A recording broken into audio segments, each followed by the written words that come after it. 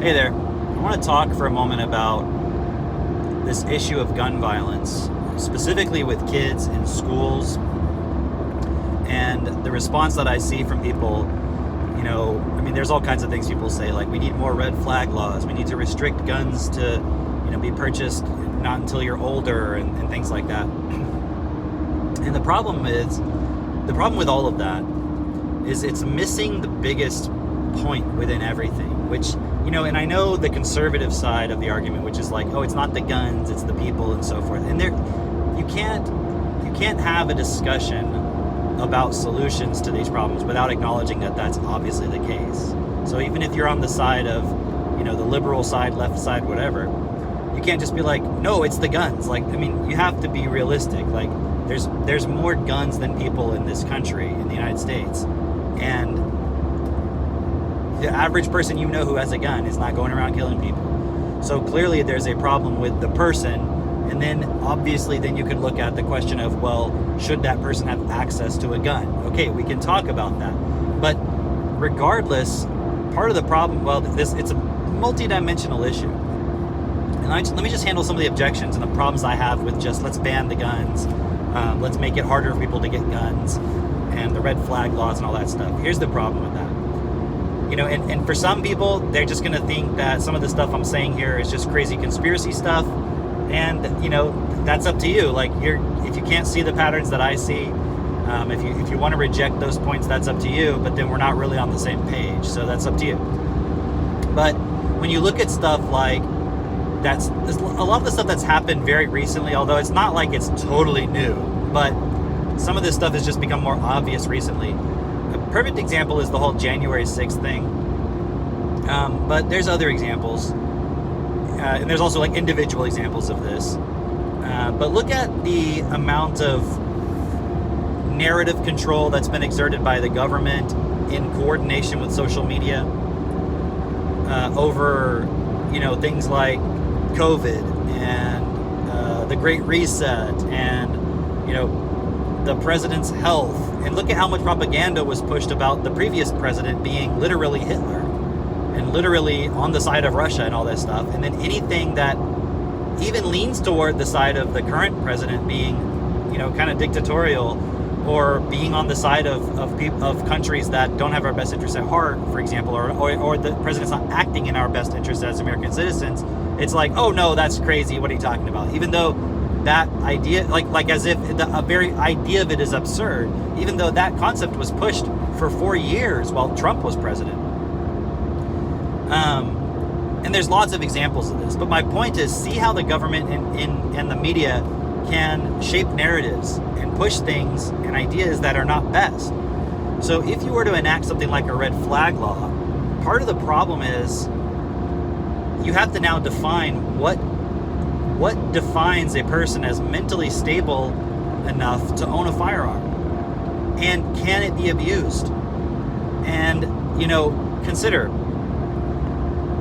where I live, like out in the country, where you're not relying on the police, for example, to just come save you if something happens. I mean, they're really far away. Even like an ambulance takes a long time to get to where I'm at. So you're not in a city, right? And I think people who live in cities, because I used to live in a city most of my life, you just rely on those services. But I remember one time there was a problem, and without going into all the detail, the emergency response that was necessary, that I thought I could rely on, was going to take way too long, so I had to solve the problem myself.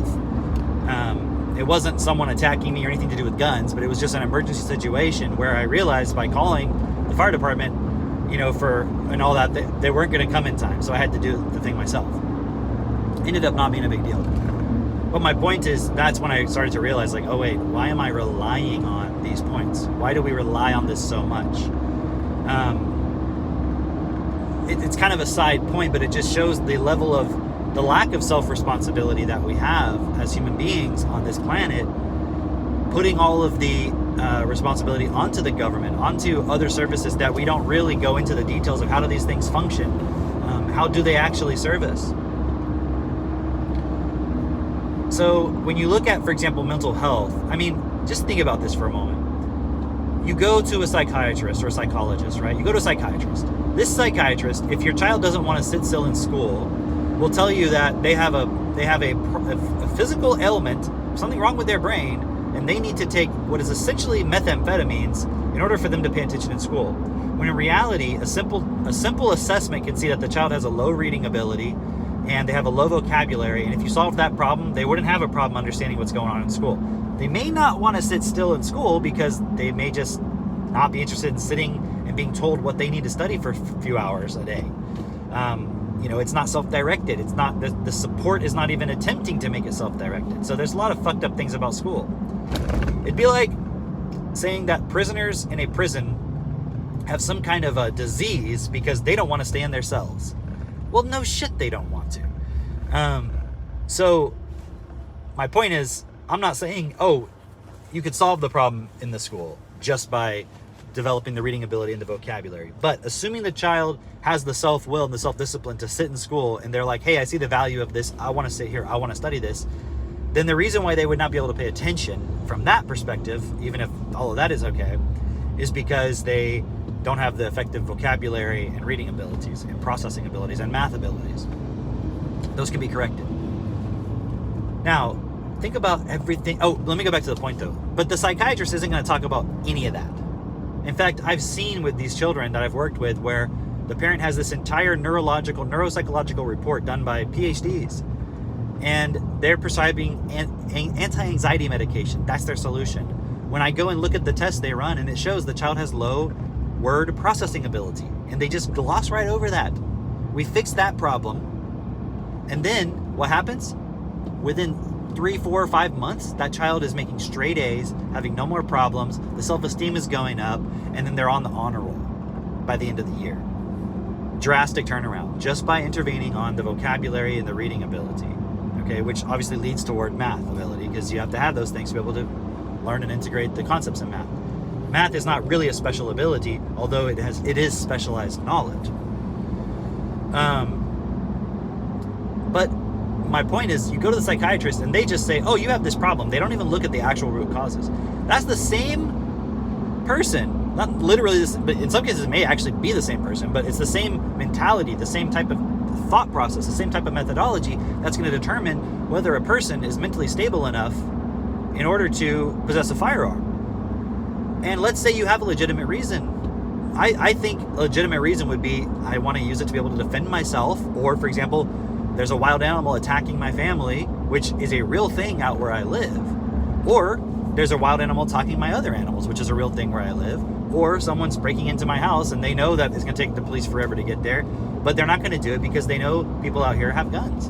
Just as an example, because we don't live in the ideal world that we would like to live in, where people don't, think about it. An equal money system would solve all of this, because the vast majority of all these problems is because of lack of money, lack of education, lack of time, because people are in survival mode. And let's get to the point. The psychiatrist looks at the kid who's going to be the potential mass shooter and says they have anxiety problems, they have X, Y, and Z, and they give them medications, which in many cases exacerbates the problem. But here's the thing. All these parents are sending their kids to school, and there's kids in this school that are being abused at home, they're being bullied, or they're bullying others. There's all these issues going on, and no one seems to care at all about that. Like, no one is lifting a finger to support these children to not have these problems, to get the support they need. And so why would we be surprised when these kids then end up doing something that is really fundamentally harmful to others? But then you get upset about it, but you didn't do anything to support the point of the child getting the support they need. You just kind of let it go until there's an outburst, and then you blame the child, you blame guns, you blame all these other points, you blame the parents. But how are you putting your child in a community environment and participating as a community, and then you're not even making sure that the people in your community are getting the support they need, the proper support, the proper emotional support and guidance?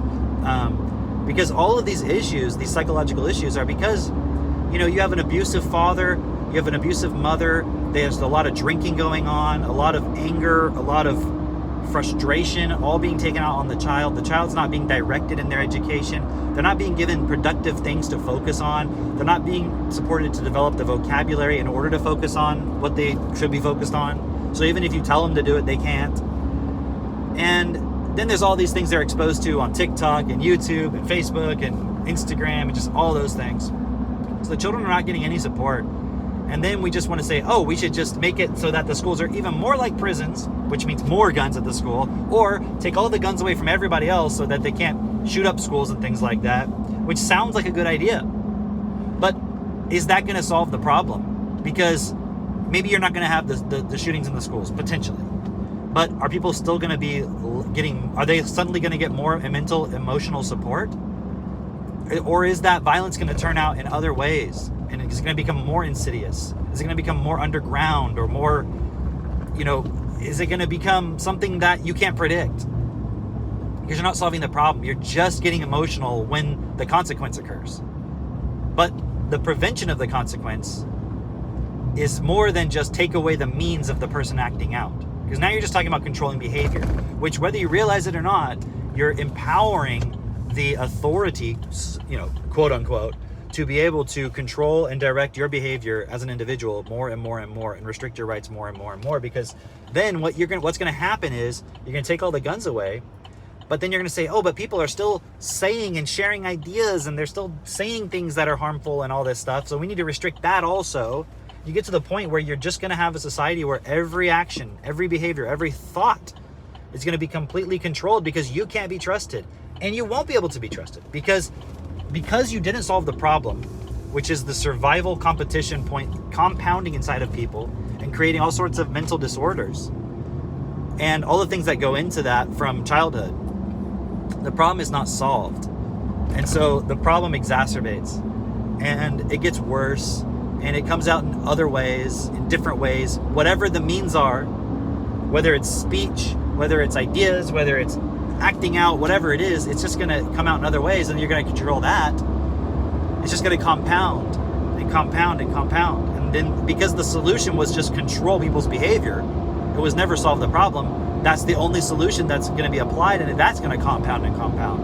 You're going to end up living in literally a police state. Read 1984. Read Brave New World. Read Zone 23. Read what's that Philip K. Dick book? Flow My Tears, the Policeman Said. Read these books. Like it's funny, people talk about history. You gotta study history because it repeats itself. Of course, they don't tell you the full context. You really gotta study books like literature. Read, like these people have thought about these things and they've exposed you to the ideas. They've done the thought experiment. They've tested out the idea. Do they have 100% the answer? No. But if you don't consider, it's like you're not going to come up with all these original thoughts yourself. You don't have the time. You should be reading. You should be letting yourself absorb information and play with it and think about it and consider, what would it be like living in a world where the government has absolute authority to control your thoughts? You might think, oh, the government can't control my thoughts. I can think whatever I want. Your thoughts don't come from you. They come from your environment. They come from your parents. They come from school, from media. They come from the artists that you listen to and watch. They come from the TV. So even these thoughts you have about the solutions to solving the problem about school shootings and stuff like that, they're not coming from you. They were put in there very subtly. There's a really cool Darren Brown I think it's a Mentalist episode or something where he predicts what this guy is going to ask for a gift. It's like some celebrity, I forget which one. And then he has the guy write it down, what he actually wants. And then the guy comes to visit Darren Brown. And then he gets there, and then he says, okay, I want this gift. And he says, okay, but what did you write down? He's like, that's what I wrote down. He's like, let's look. And it wasn't what he wrote down. He's like, what the fuck? Because Darren Brown had manipulated him through impulsing, through imagery and all kinds of stuff on his way to come to visit him to request the gift, to choosing a different gift, the one that Darren Brown wanted him to choose. And it wasn't the one the guy had originally wrote down. And it just shows how you can manipulate people's thoughts, their desires, and so forth, right? Just one example. Watch The Century of the Self by Adam Curtis. It's a BBC documentary. Watch all of that. You need to be considering these points, because if you're just going to get on a bandwagon, like these people get behind Black Lives Matter and the vaccines and all this shit, it's like you're just participating in someone else's marketing campaign. That's all you're doing. You're not actually looking at, and right now, all this gun control shit, you're just participating in the government's marketing campaign so that they can implement things like the Great Reset and control everything and lock you down. And you're going to come out crying and complaining when it starts to affect you, but you participated in it. So what is the solution? The actual solution is you need to become really involved in your community. And you're going to have to implement solutions that you don't already know about, because you don't understand how the mind actually works. You think you do, but you don't. You need to study Destiny I process. You need to use TechnoTutor. And you need to do everything in your power to be able to support others to do those two things as well. Because unless people do that, these problems in this world are going to get worse and worse and worse. And then we need to support each other and work together to get into positions in this world where we can then affect real policies that actually matter. And it's not about gun control. It's about getting people access to the things they actually need, which is the basic resources: food, water, nutrition, proper education. And there's more, but it's very basic stuff, because everything else that's being done in government and politics and everything, all the policies, it's all based on the starting point of control, which only benefits those in the position of power. And it's all based on management of consequence. It's not based on prevention, really, real prevention. Taking someone's gun doesn't prevent them from acting out in violence. It just prevents them from potentially using that gun to be violent. But it doesn't prevent them from passing that violence within themselves onto their child. It doesn't prevent them from abusing people. It just prevents them from the one thing that you got emotional about, which just so happened to benefit the powers that be, the authority figures. Because they won't do real solutions that actually empower people to become self-responsible, self-directive, independent to the degree that they don't rely completely on the government, which to the degree that they just give up all authority and control of their lives to the government, so that those who are in those positions can have absolute power and control of people's lives. We need people who stand absolute as individuals and yet understand principally that they have to choose of their own free will to act in ways only that are best for all. Because right now, the mind is running the show. The mind is programmed to always seek self-interest only. That's ego. And the only mind worth having is a mind that is calibrated to do only what is best for all, to create a world that is best for all always. That's to be the only thing that the mind is programmed to do. And right now, ego, self-interested minds are programming ego, self-interested minds. And so the violence perpetuates. Just because you don't experience the extreme ends doesn't mean it doesn't exist. Don't fall for the marketing trap of those who just want to take rights more and more and more, because at a certain point it becomes too late to get them back. The answer is never violence. The answer is never force. The answer is support through education and supporting those who are not in positions to have their basic needs met, to get their basic needs met, so they can relieve those survival pressures upon themselves and start educating themselves in a way that humanity has never seen before, so that we can actually stand together as equals and have heaven on earth, because that's something we have to create. It's not going to happen on its own, and it's not going to suddenly exist in the afterlife, because even if it did, the fact that you allowed hell on earth means you would not be invited to the party. So take that for what it is. All right? Bye.